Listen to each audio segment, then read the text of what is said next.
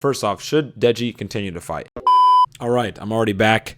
I only missed yesterday. I needed a rest day. My body was super sore, but I'm back and being consistent. I just got off of Twitter Spaces. I was talking with Keemstar, Wade, Showstar, Kay from Showstar. Nico was on there. There was a bunch of people on there. We were just talking YouTube boxing. The KSI event, Austin McBroom, Gibb, Temper, Deji, Bryce, potential opponents, matchups, just everything YouTube boxing. Now the main topic was Gibb versus FaZe Temper. This had come up like out of thin air. I had commented by saying I was afraid this day may come.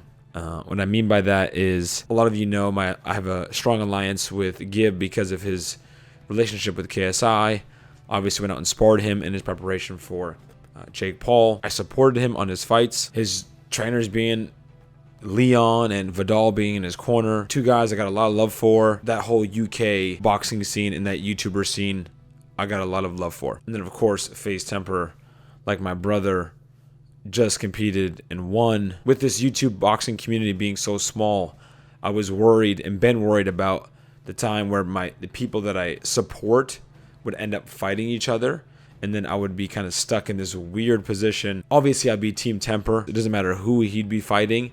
Unless it was like my brother, I'd be Team Temper. But it's tough to try to want to beat somebody that you've supported in the past and that you have acquaintances with and a relationship with. It's one thing watching like a UFC fight or a boxing match and liking two guys and being a fan of two different fighters and then watching them fight. But when you know people personally and you've supported them, I just wouldn't be looking forward to being in that corner. It'd just be weird. So I just hope it doesn't happen and I just get to keep rooting for the people I enjoy rooting for. Now, one of the main things that got leaked is Fusi potentially fighting again. He's been offered Bryce and Deji. We recently heard that Deji want to fight and Bryce want to fight and they want to fight each other, and that could be the next big fight. But it was talked about that they both want tune-up fights. They both want to have one more fight before they make their like big super fight together. I think DK Money, Stromedy, and Fusi, that mix is good for Bryce and Deji. I think whoever gets the Fusi fight is going to be the bigger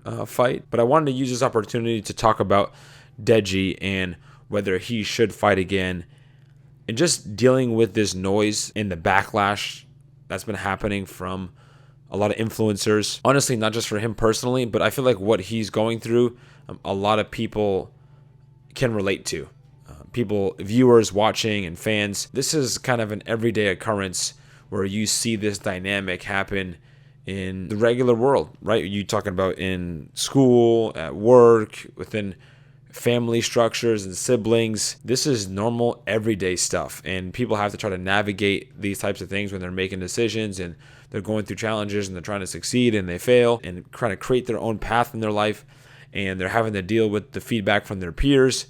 Typically, it doesn't happen on a giant platform like YouTube where you're famous, but they are famous and that comes with the territory. So I do want to respond, just talk to you guys and try to see how it could relate to you and to your personal life or your friends and your family. First off, should Deji continue to fight? I think if he wants to fight, yes. He has not taken a lot of damage. Based off what he said, his sparring is going well. It's not like he's getting beat up in sparring every day and he's taking a lot of brain trauma. If he's healthy and he wants to do it, he should pursue that passion. Now, I will say, if he wanted to be a professional boxer, no, I would not suggest that because of the risk factor. If you're getting beat up bad, right, in boxing, you gotta hang up the gloves. The other thing, what is the ceiling here, right? In YouTube boxing, it's not like the goal is to become a world champion. If you're gonna be a boxer, typically the goal is to be a world champion and to be the best boxer, not just make a lot of money or do those types of things. Some people have that goal, but typically it's purely skill and sport based where you want to be the best. So if you have the skill set and you have a good base and you started young, then it's something you should pursue. But to just say I want to start picking up boxing and you just want to pick it up in your 20s or something, not a great idea. Everyone is going into YouTube boxing for different reasons. JJ originally, right, it was the Joe Weller beef. He thought it'd be a cool opportunity.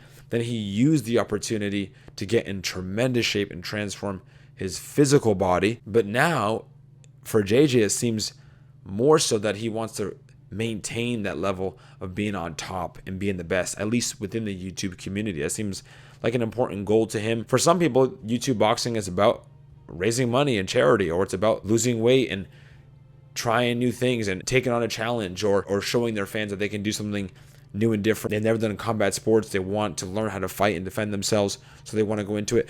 YouTubers have so many different reasons why they want to go into YouTube boxing. I would probably say the majority of them don't go into this thinking, I want to be the best YouTube boxer. So I agree with JJ, especially when he's saying to Deji that he should be fighting for himself and his own reasons. And with that being said, when I look at Deji's transformation, not his performances, but his transformation as a person, clearly boxing has made him a better person. And I know JJ in his video did kind of just like gloss over that and saying, yes, he's gotten in better shape, his attitude, he worked harder, yada, yada, but he didn't do this in the fight.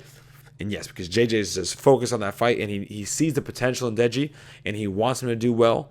And again, I had said that it looked like JJ was heartbroken. So that's where a lot of the emotion is coming from, seeing that from his brother and wanting more and better from his brother. Clearly, it is mentally and emotionally better for him to continue to fight. He's changed so much as a person individually, regardless as a boxer. And obviously his performance is a whole separate thing. But as a person, if he goes through an intense camp, a full camp with Daly, and prepares for another fight, I only see him growing more as an individual. Here's the thing. Losing weight for some people is no big deal. Losing and gaining weight. Like for me, I'm just like, all right, I just got to change my portion size. I'm going to focus on this in my weight training. I'm going to change my meal plan. If I need to lose weight, I just change it. To me, it's like no big deal. It's like picking a different outfit. Like it doesn't emotionally or mentally affect me whatsoever. But losing 10 pounds for some people is a complete mental, emotional shift as a person. That can completely change how they lead their life moving forward. Their diet, how they treat people, how they treat themselves, how they view themselves. For some people, winning a boxing match, training hard in camp or whatever, anything, that could be just another day. And for some people, that's a negative thing, right? We see stories like Mike Tyson where he looks back at his championship days and he's like, these trophies mean nothing.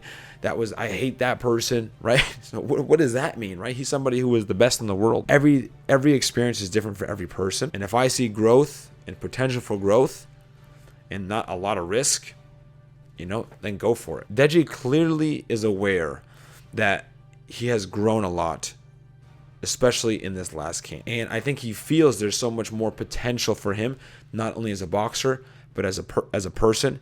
And he wants to try to reach that potential. And I think he's just getting a taste of that, and he's just got some momentum of that within the last few months. And again, I want to reiterate, it's different for everybody. Leon, professional kickboxer, absolute animal killer. Vidal, we already know that.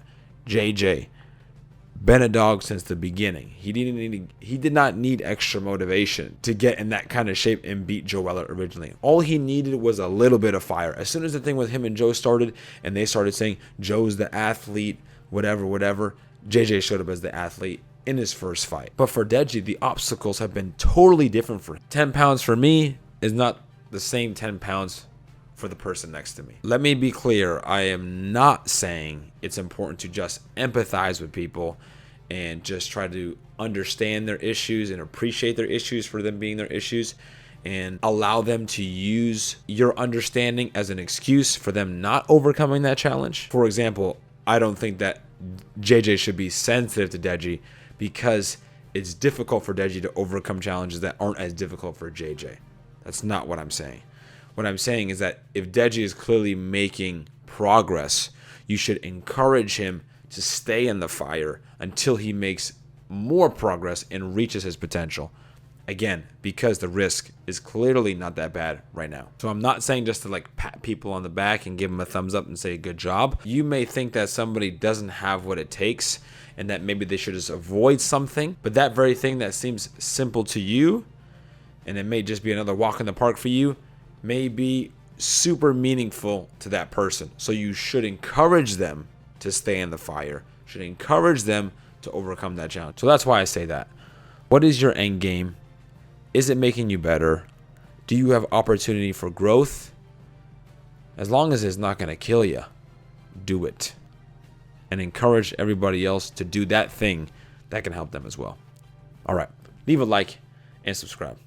Oos.